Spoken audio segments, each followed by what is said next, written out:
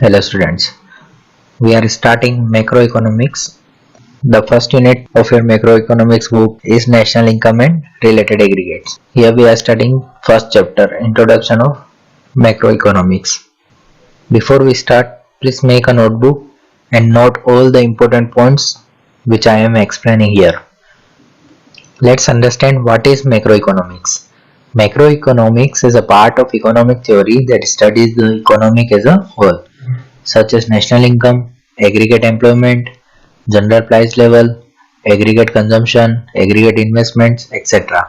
Macroeconomics होता क्या है? पूरी इकोनॉमी एक साथ स्टडी करना.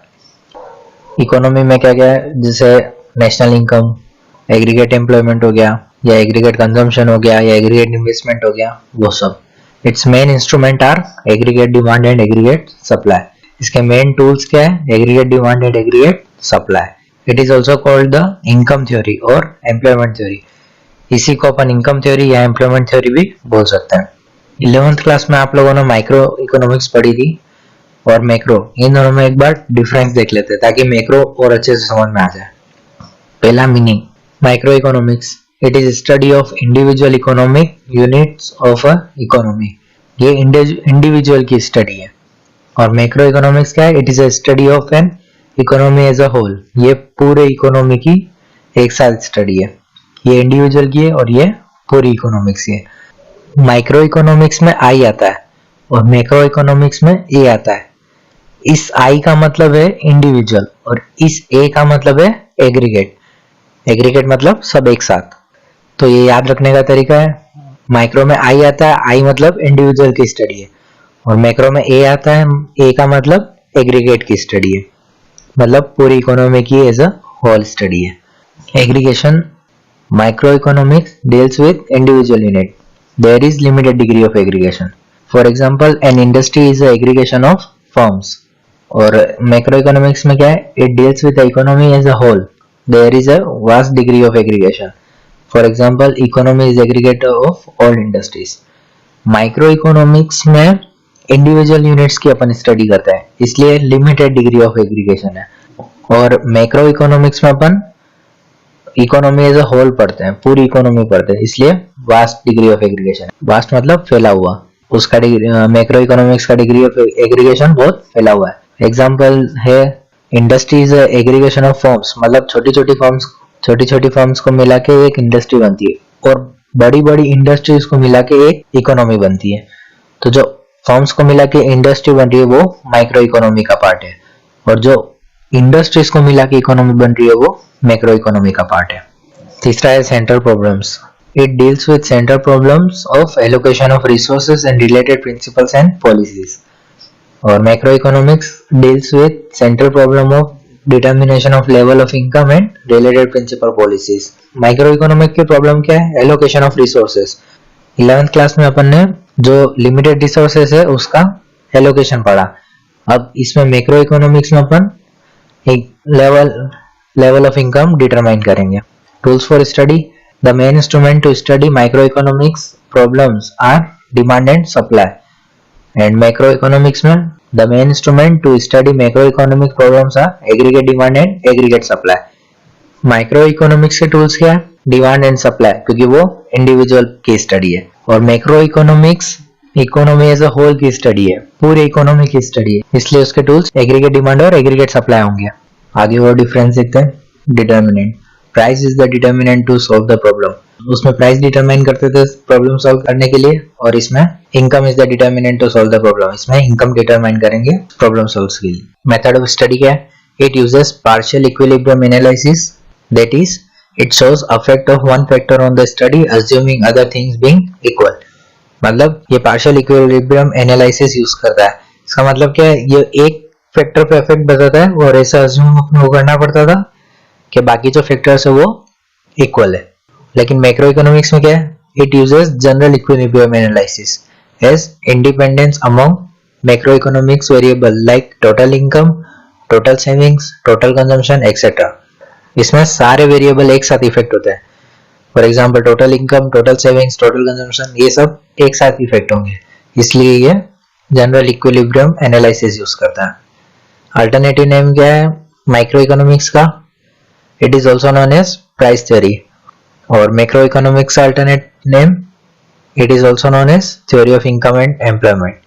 Microeconomics is derived from Greek word micros meaning small.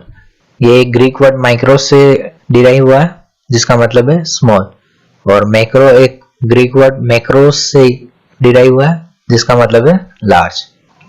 दोनों के बीच में डिफरेंस समझ में आ गया और इस डिफरेंस से मैक्रो इकोनॉमिक्स भी क्लियर हो गया होगा। आगे अपन स्कोप देखते हैं, मैक्रो इकोनॉमिक्स के क्या क्या स्कोप है, मतलब मैक्रो इकोनॉमिक्स में अपन क्या क्या पढ़ेंगे आगे। फर्स्ट है theory of national income. It covers the various topics related to evolution of national income including the income, expenditure and budgeting.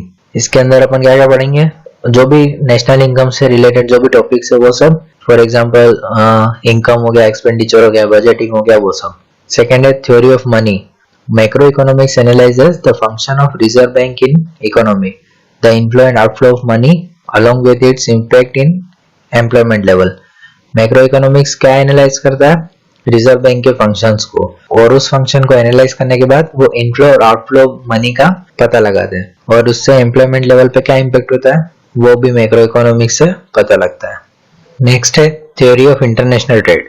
It is a field of study that enlighten upon the export and import of goods and services. In brief, it determine the impact of cross border trade and duty charge on the economy. इसके अंदर अपन export और import of goods and service से related पढ़ेंगे। Next है theory of employment. This stream of macroeconomics helps to figure out the level of unemployment and prevailing employment conditions in the country. Also to know how it affects the supply, demand, saving, consumption, expenditure behavior. इसमें क्या होता है, macro economics ये figure out करने में help करता है कि अभी कंट्री में अनएम्प्लॉयमेंट कितना है या फिर एम्प्लॉयमेंट कंडीशंस क्या है, वो सब। Theory of general price level.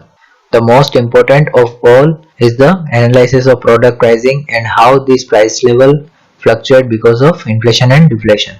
Macroeconomics general price level analyze करने में भी help करता है, और वो जब fluctuating prices होती है, मतलब inflation और deflation के टाइम पे कैसे prices affect होती है, वो सब भी macroeconomics समझाता है। Theory of economic growth and development. The status of a country's economy can be evaluated in terms of per capita real income. as studies under macroeconomics. Macroeconomics अपन को किसी भी कंट्री का इकोनॉमी ग्रोथ फाइंड करने में help करता है। Now let's understand structure of macroeconomics. Structure of macroeconomics implies study of different sectors of the economy. अलग अलग सेक्टर्स होते हैं इकोनॉमी में। कौन कौन से सेक्टर्स होते हैं? पहला होता है producer sector, engage in production of goods and services. Production sector वो सेक्टर है जो गुड्स और सर्विसेज प्रोड्यूस करता है। सेकेंड है house hold sector, engage in the consumption of goods and services. जो प्रोड्यूसर सेक्टर गुड्स और सर्विस प्रोड्यूस कर रहा है उसका कंजम्पशन हाउस होल्ड सेक्टर करता है। तीसरा है the government sector, engage in activities like taxation and subsidies.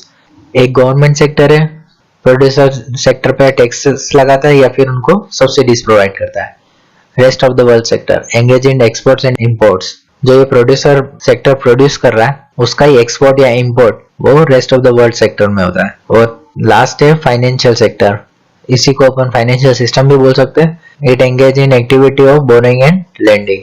ये जो प्रोड्यूस करने के लिए या गवर्नमेंट सेक्टर किसी को भी अगर मनी बोरो करना हो तो वो फाइनेंशियल से होता है। फाइनेंशियल सेक्टर में कौन सी एक्टिविटीज होती है? बोरोइंग एंड लेंडिंग की। ये पांचों सेक्टर समझ में आ गए। अब एक बार इंपॉर्टेंस देख लेते हैं मैक्रो इकोनॉमिक्स की। मैक्रो इकोनॉमिक्स का इंपॉर्टेंट है वो। फर्स्ट है trade cycle analysis. It is beneficial for timing the economic fluctuations to avoid और be prepared for any financial crisis और adverse situations.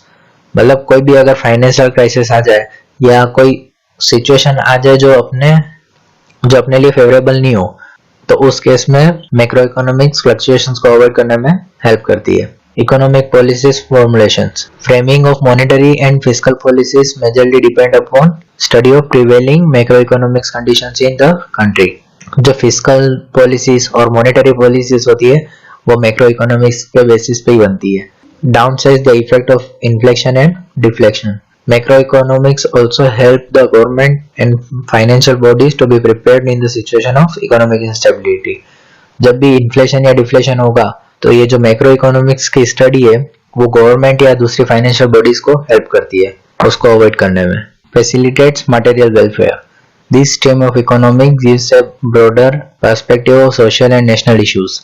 Therefore, the ones who look forward to contribute to the welfare of the society needs to study macroeconomics. जो भी society के welfare के लिए अगर आगे आना चाहता है तो उसको मैक्रोइकोनॉमिक्स हेल्प करती है.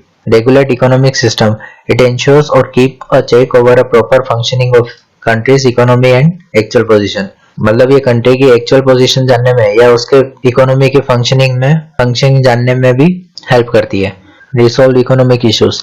The analysis of macroeconomic theories and issue helps in economic and the government to figure out causes and possible solution of such macro level problems. अगर कोई मैक्रो लेवल प्रॉब्लम्स आती है तो उसको सॉल्व करने में भी मैक्रो इकोनॉमिक्स इंपॉर्टेंट है. और लास्ट है economic development. Dealing with different economic conditions by making use of macro economics research open up the way toward the countries growth. Macro economics country के ग्रोथ एंड डेवलपमेंट में भी help करती है. अगले lecture में अपन circular flow और income पढ़ेंगे. Thank you.